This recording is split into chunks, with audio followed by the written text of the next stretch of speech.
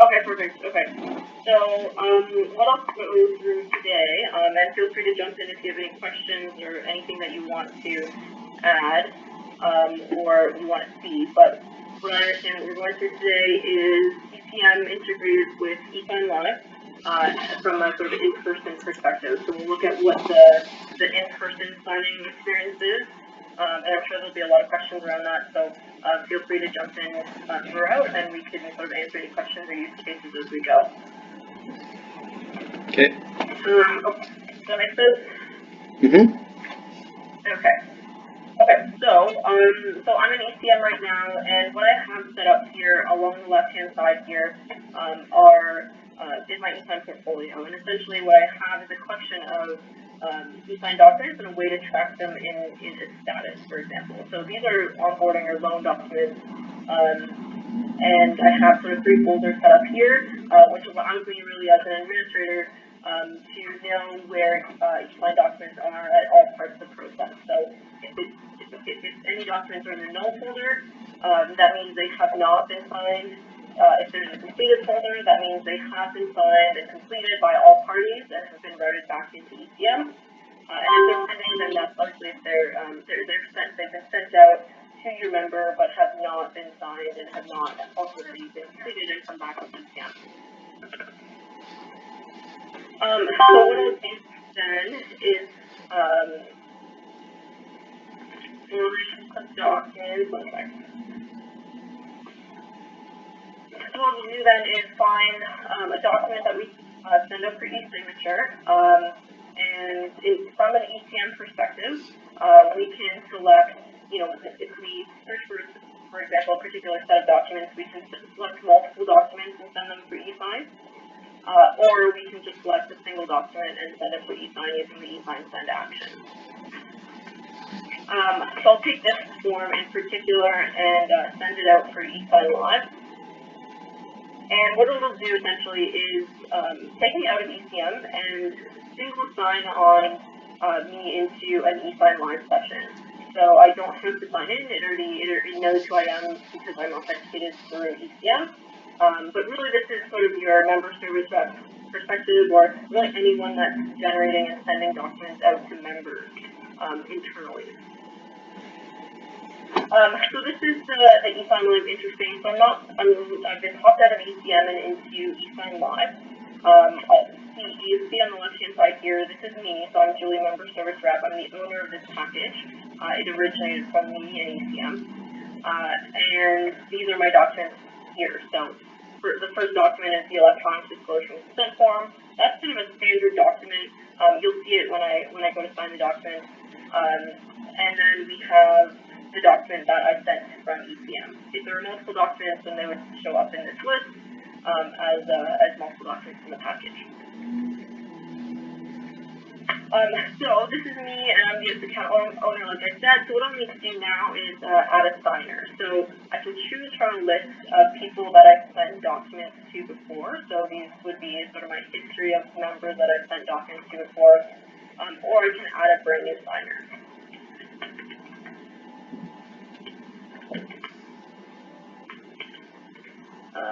Okay, and then what I want to do is I can choose the method of authentication, but if we're doing sort of an in-person signing, then I'll want to make sure that this package in particular is in person.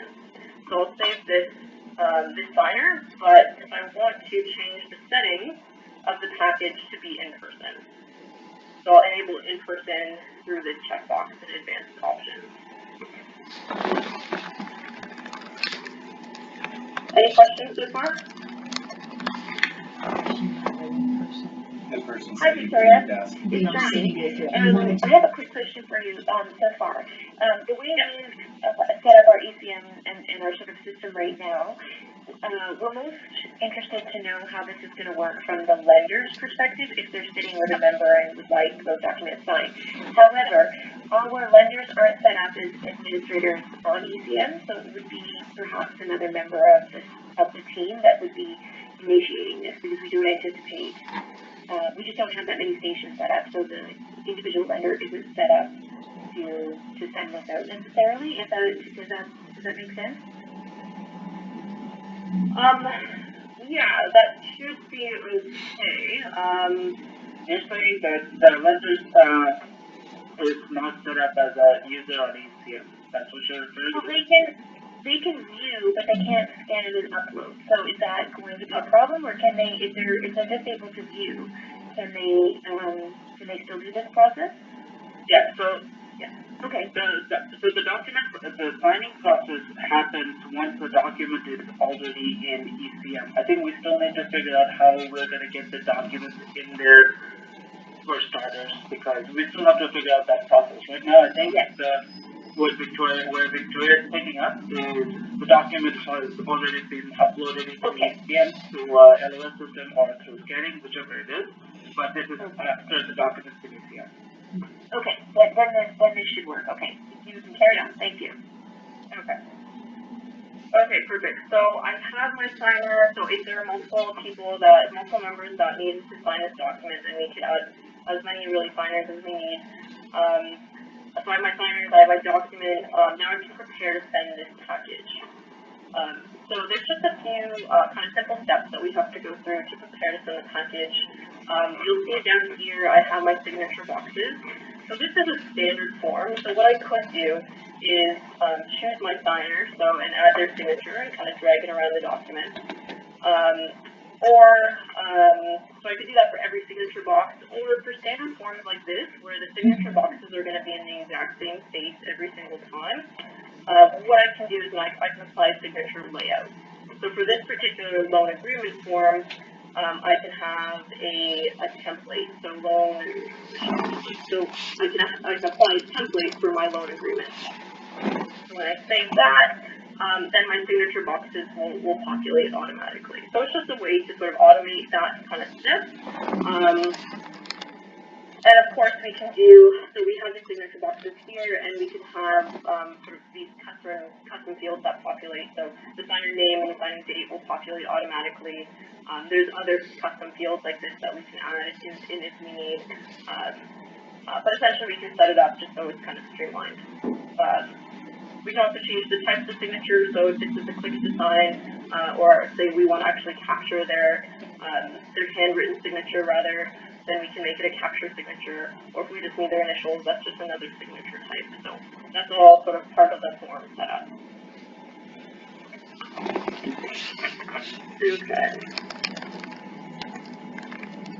Okay, so I have my signing. So what I'm going to do now is send.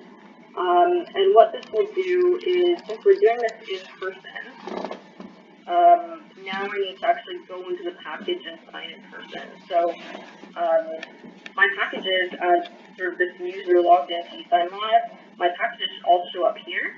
And what I can do is there's this icon here to review and sign the document. So if I click into that, you'll see that we're now signing as me. So this is me as in the package owner. So I, as the lender, I have to sign the documents as well. So I can sign the documents first, or I can switch it to document demo, who is our member, and make them sign the documents first. So, but either way, when we flip signers, a sort of, I suppose, affidavit kind of screen comes up here to ensure that I'm handing over the documents to the member, and that I'm going to proceed and do this. So, and that then another screen pops up, which is the member, and the member actually has to confirm that they want to review and sign these documents. So it differs a little bit from the remote session because we don't have to do any sort of authentication piece. So this is really the authentication piece. We know that this is the member, but we just want to make sure that they have control of the session.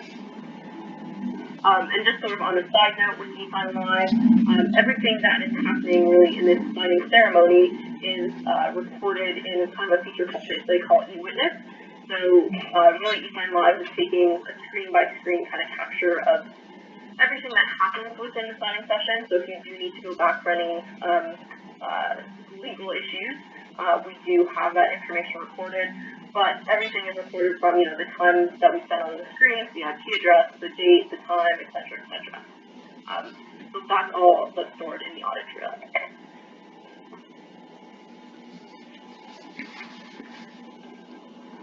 So the first thing that the member is going to see, then, from the member's perspective, is the Esign disclosure and consent form.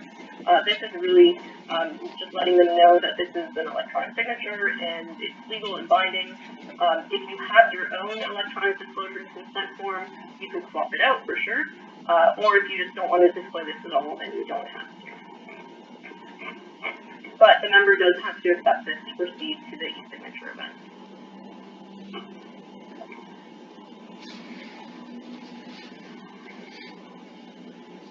So they'll accept that, and now they can go down. There's a little icon here that takes them straight down to the e-signature boxes. If there are multiple documents on the screen in the top right here, there's a little arrow. They could parse through the different documents that they need to sign. But every signature box that we have on this document, we have to click it individually and confirm intent to sign on each individual signature box. And this could all be done from, say, a tablet right at their desk, right? It doesn't have to be sent out, right? There is a mobile app for Android and iPad, or sorry, Apple. So you could do this on an app or through the browser. It's mobile friendly on both. Okay. Okay, and so now that the member has signed, now we can flip over the signing session back to me. So the lender, the member service rep, whoever it is. And again, we have to go through the intent process because we're handing back control. And now I can sign as the lender.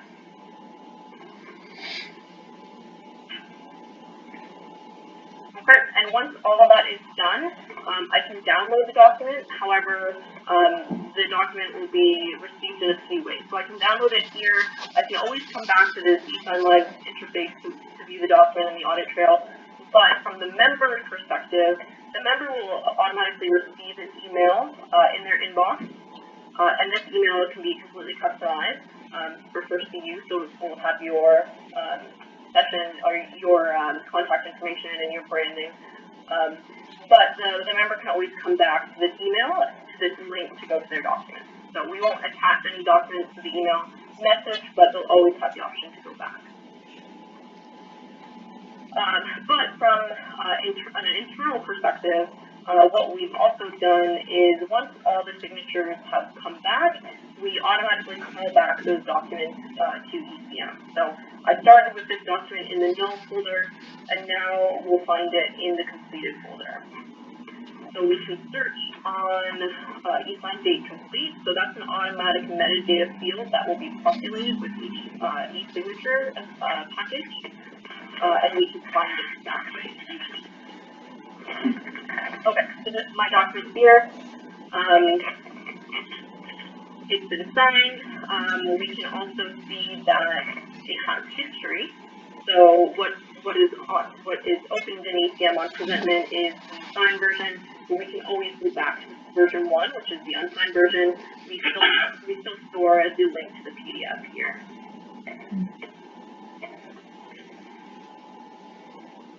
Any questions?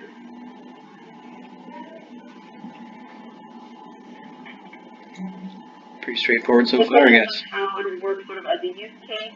You kind of see this working with your lending use case and signing on a tablet in a branch and passing controls. Does that all kind of make sense? I do have a question. If we don't have tablets or anything like that for the member to view the documents on, what do other credit unions do? Do they just allow the member to see the documents on the lender's screen, or how does that work?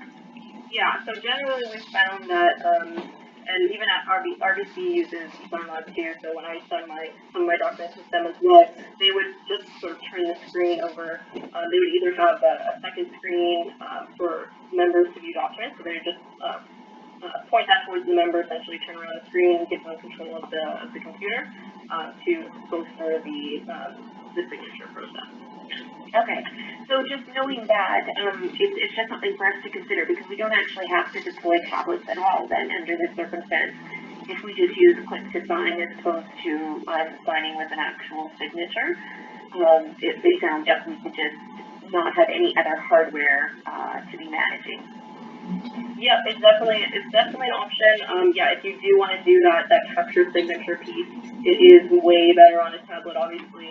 So yeah, you might want a tablet in that case, but it really depends on how you want your members to engage with e-signature as well. So it's either option is all one. Okay. And then I've seen this demo before where the member is receiving their documents remotely, but if you can just sort of explain at what point the process differs. So you were in sort of just before you sent, if you can just describe that, what that looks like, that would be great.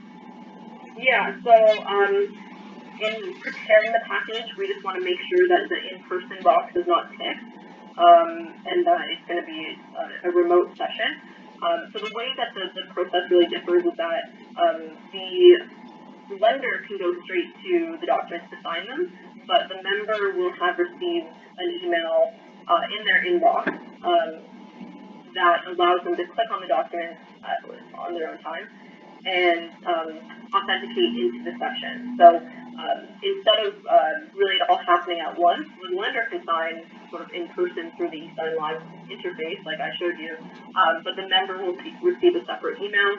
They'll be able to authenticate into the session and sign their documents remotely. So how it looks and feels is completely different. They won't have that kind of affidavit screen with the passing control over because they're not in person. But if we do want to, the first level of authentication is always email. So the member will get an email, they'll click on it. If we want to include any other type of authentication as a second level, such as a text message or a secret question to answer, and really that's up to you guys if you want to do that. But if, for example, we wanted to add a second layer of authentication, such as a text message, then the member will be required to enter that PIN that they just received on their phone into Esign Live before they can actually access their documents. So they'll click on the email, they'll get a screen asking them for their code, they'll enter it, then they can go and sign their documents. What about if the only really big difference is in authentication, otherwise the signing experience will be the exact same. What if there's one signer here? What if there's one signer that you can sign with in person and one signer that needs to do it through email? Is that an option? Yeah, so for sure. So we'll sign, we'll make the session in person, and then the signers that aren't in person will still receive email. So they'll be required to sign those documents via their email at a later date and time. So yeah, absolutely, we can do that kind of hybrid model.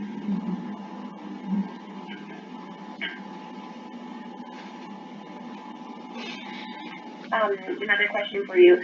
If we have documents that haven't been generated, I don't know if this is the case, the lenders correct me if this isn't true, but if we have documents that haven't been generated out of the banking system or aren't in ECM, like something, I don't know, there might be some sort of random document that needs to be signed, is there any process to bring those into ECM, or can we like say, for example, print some documents remotely and then the member comes in and wants to sign something, a one-off after the fact, something that got forgotten or something like that?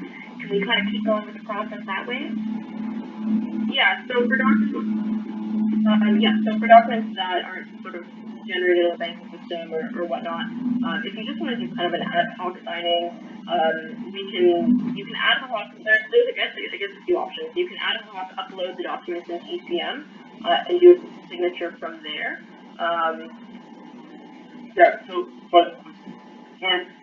On cases like that, you'll have to kind of figure out how you want to proceed with it. One would be you upload the document manually through the ECM, through the ECM screen, and then start the signing process. Or the other option is if you have it that's been printed and signed, you can once the signing is done, you can basically scan the document and upload it to ECM. The difference is in that for that document, you don't go through eSign because it's already signed. You just archive it in the ECM instance.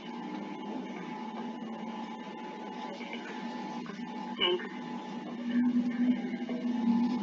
I was also sort of wondering if you have members that, for example, don't want to sign this way. They sit down and they're told you're going to sign electronically, and they say, well, no thanks, I'd actually like to to sign the document, a printed version of the document. So that's obviously still available. Yeah, for sure. So definitely, if you do just want to print and sign, then you can print those documents and we'll scan them back in afterwards into ECM. Okay, you're done with the maritime, so the metadata information for the maritime. Yeah, so I think that's going to be part of the process of figuring out the workflow for documents that's not coming through the banking system, and it's going to be documents that are coming through the front of the ECM or through the scanner, whichever it is. It's basically if you're scanning something, and you'll have to like populate the meta tags, the name, account number, stuff like that, either manually or through the scanning process, but we'll have to come up with a workflow for that. Yeah, this is Frank. My understanding is we were today was chatting about the elect. Can you hear Frank? Frank's, So I was going to say, today was about signing the electronic documents using the Esign. Kyle and I have been in discussions with Doxum about the workflow before that, because before you, as they said, before you do that, we're going to have the document in ECM, and there's a few different ways to do it, so we're still working on the best method, especially when the lenders know we have some documents that we use that are in the banking system. We use some Central One docs, so we have to find the best solution that will facilitate all of the different types of documents we use. So we have a few ideas, but that still has to be nailed down with Doxum, which is separate from this Esign. right.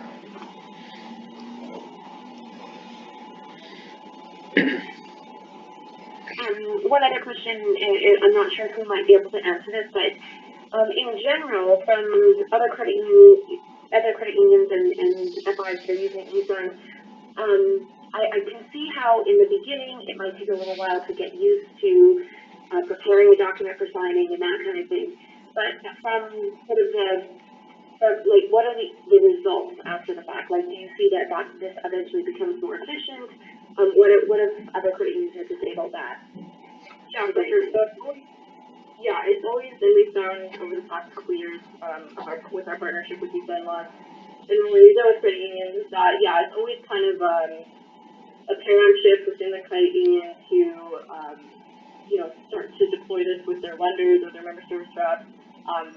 So what some of our credit unions have done is they kind of roll it out with some internal documents first to get their people used to the new system, and then they roll it out with their member-facing documents in sort of a phased approach.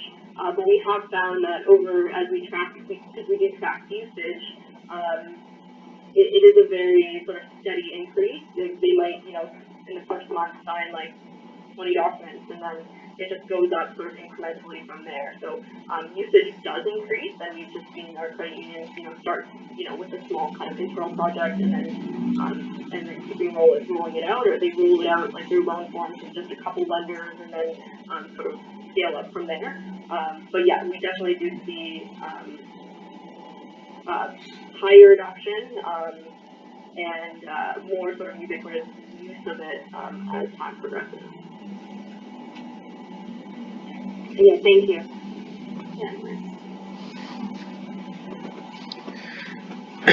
Hypothetically, if we did go the tablet route, is there any hardware connection needed for that, or is it just web-based still, or would it? Yeah, it's completely web-based or through the mobile app.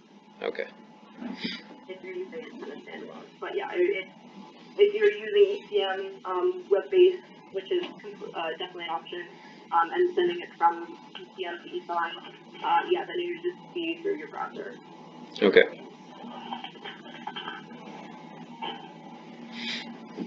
Any other questions? Anyone have any concerns or anything like that? My only concern is when we sit down with a member and we sign the paper copy and we explain what they're signing. This one is just kind of out in the open. We're just giving them the documents and trusting they know what they're signing. I don't know. That's when you send it out electronically. It should be the same process when they're in front of you. As long as you can see what they're signing at the time, yeah. Right, so that's what they're saying about turning the monitor. If you had a tablet, it would come up on the tablet, I assume, all the forms they're signing, right? Mm-hmm. So they would still see it. I agree with the legal concerns about it, they know they're signing. I think definitely with the when you're doing it remotely, that you have to have the dual authentication, because, I mean, someone's kid could go on and click something. But this has all gone through the legal process. Yeah. This isn't new. I think the reality to me is that, and you guys can tell me I'm right or wrong, I don't see us having a lot of members that are gonna care that they have to come in and sign compared to some credit unions where it's a chore for them to come in and sign. So you're gonna get the ones that are gonna think it's neat and they're gonna appreciate that they can sign them at home, but the majority are gonna sign them probably still in front of you. It's just that you're not gonna have paper copies, you're getting rid of it and going to an electronic format, which is easier for you guys to share the documents around and so forth. But I don't think the actual sending the document out for signature is gonna be a huge thing for our members, certainly not in Powell River, probably not in Bowen either. Is there a user guide online that people can go look at? Is there a user guide for Esign Live that we could send out? Yeah, it's all publicly available, so the Esign Live user guide is on their website, and you can view it on their website for sure. Okay. What about changing of documents? Credit masters gonna change. Okay. So I think what we're really getting into though, we're getting into more the docs and electronic documents part than we are the signature part. Okay, fair enough.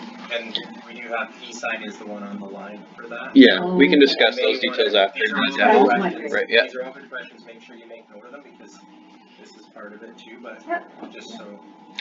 But yeah, if everyone's comfortable now with the Esign demo, we're just trying to get everybody an idea of what we're aiming at, and that way you can think of things you want to contribute or questions or concerns, and we can go over that.